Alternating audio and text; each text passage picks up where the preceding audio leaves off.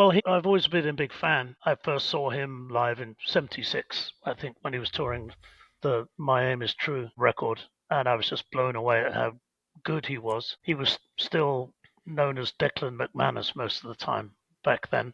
Um, but then, of course, he did some work with Two Tone and produced a single for Madness, at least, maybe one for the specials. So he's a ska fan, and I got to work with him once. Basically, I was working with Kevin Lyman, who was doing the production for the "Oh Brother, Where Art Thou" tour. That was a live show, and I worked Carnegie Hall in New York City with Lyman, and I had to basically babysit Emmylou Harris and Alison Krauss. Literally, I mean, I spent half the night carrying Alison Krauss's baby around.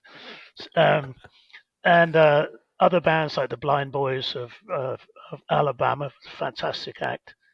But the standout artist on that whole show for me was this scrawny old redneck guy called Ralph Stanley, who sang. Are you familiar with that movie? The Oh yeah. Oh Brother, what? Yeah, and he did an a cappella version of um, of Man of Constant Sorrow on the stage in Carnegie Hall, and you could have heard a pin drop. I mean, it just the Wow. sound that came out of that dude filling up that massive room is like basically.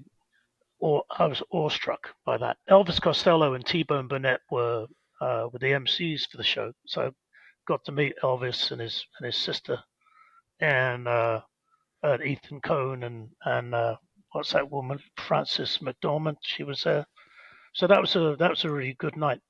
But I've always been a huge Elvis Costello fan, and one of my dreams, or one of the things that I need to happen at some point, is have him produce at least one tune for me.